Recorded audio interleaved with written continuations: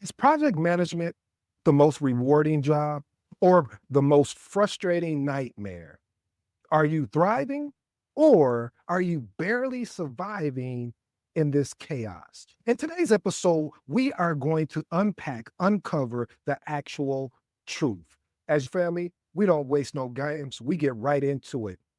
Number one, micromanagement will stunt growth.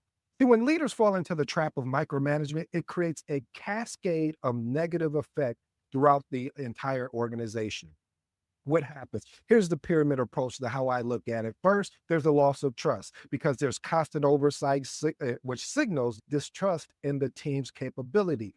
Then it's the decrease in motivation. Team members lose initiative and creativity.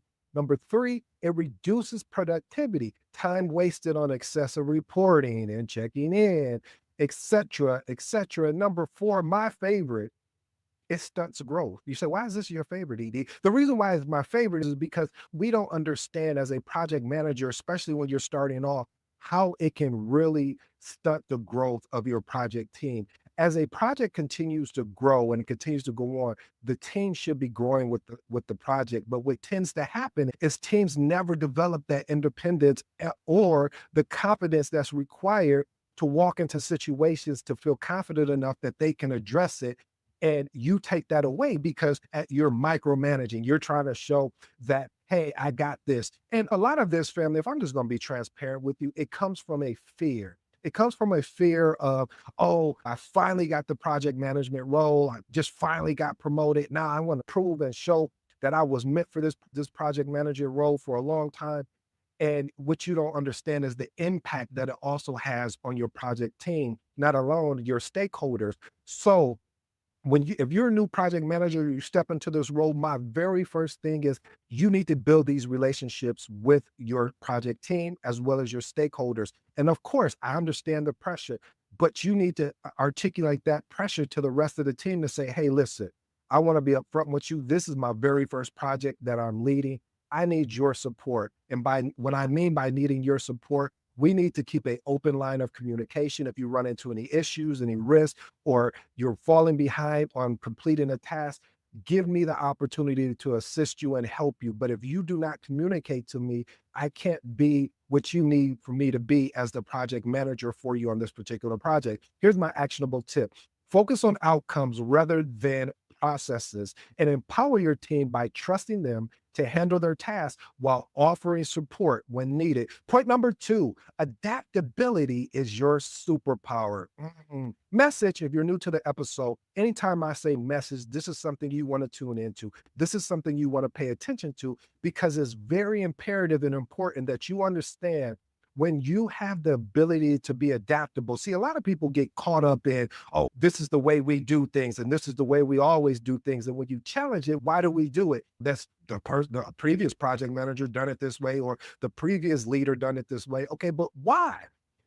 I need to understand your process behind why. Because if not, we need to pivot because this is not working for us. Listen, every project is unique. It brings different challenges, different stakeholders, different environments, but a project manager must be adapt to quickly shift priorities, scope changes, and unexpected obstacles. If you've ever led a project or you plan on being a project manager, I will let you know there will be obstacles. There will be about to take it to church with you. There's going to be trials and tribulations during this journey of you leading the project. But the key thing here is understanding that you may not have the answer at that time, but you need to lean on your team so you guys can work together to develop the actionable steps in order to solve that problem. Here's my actionable tip. Build a routine around self-reflection after each project. Identify what adaptations worked and what didn't work to improve your flexibility over time. Point number three, project management is about people. Message, I'm sorry, family, there's so many messages in here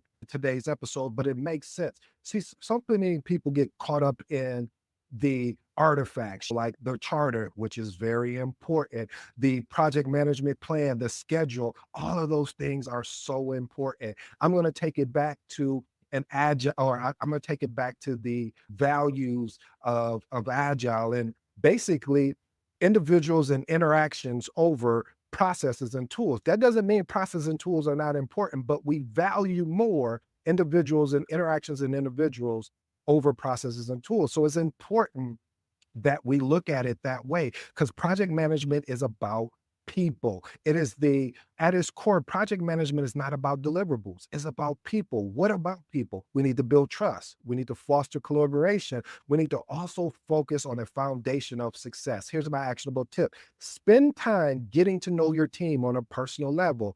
A motivated team that trusts you, boy, I tell you, they will go the extra mile. So I recommend to you, I implore upon you to take the time to schedule one-on-ones and talk about their personal life. Hey, what did you do this weekend? Not no water cooler, surface level type, what did you do? But once they tell you what they did, document it. If you can't remember, hey, this particular project team member has 2 kids, okay? He has a son and a daughter, and the son name is John, the daughter name is Jill, etc. So it is not like you're just, oh, I'm just trying to have a brief conversation with you just so I can get this over with and build this fake relationship. No, that's not what it is. You need to lean on your people. Without your people, you will not be a successful project manager. Point number 4, you will be the middleman. You are the go-between for your team, stakeholders, as well as leadership. This can be rewarding as well as it can be frustrating, especially when you got to communicate fails or expectations that clash or did not meet what you were supposed to deliver. Here's my actionable tip. Streamline communication by using central platforms like Slack, Teams, or Asana to ensure everyone is on the same page. Point number 5, embracing uncertainty is non-negotiable. There's so many, especially my new project managers, where you have a plan and you're like, yes, I got the plan. This is going to work. We're going to be moving forward. And all of a sudden, bam, out of nowhere, a resource disappears. Bam, all of a sudden now your budget has been reduced. How are you going to respond? Because you did all of this planning up front and you just knew we've covered all the risks, any potential that may flip to an issue. We got a risk response to it. And all of a sudden you didn't account for that particular risk. So no matter how much planning is done, unforeseen issues will arise. This is the most challenging aspect of project management. Here's my actionable tip.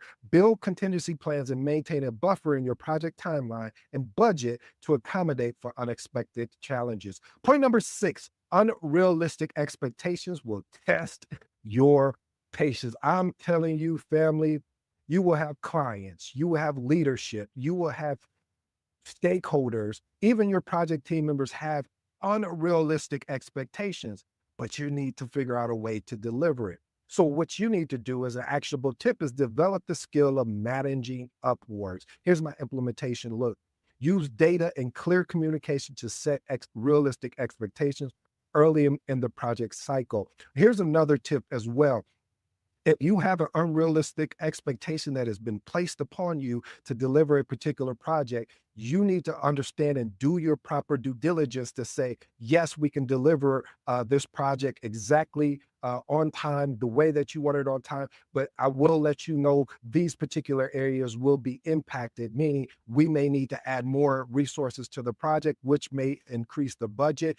So you need to have a plan when unrealistic expectations are set and present that plan to leadership so they are aware of, hey, this is what can happen. The cost may go up, the schedule, we may have to really work overtime and things of this nature. So be aware of if you get an unrealistic expectation, which you will, if you choose this thing that I love, that I hope you fall in love with called project management, it will happen. Point number 7, no day is the same. This is what I get excited about because every day I go in, I know there's not going to be a day that's going to be the same.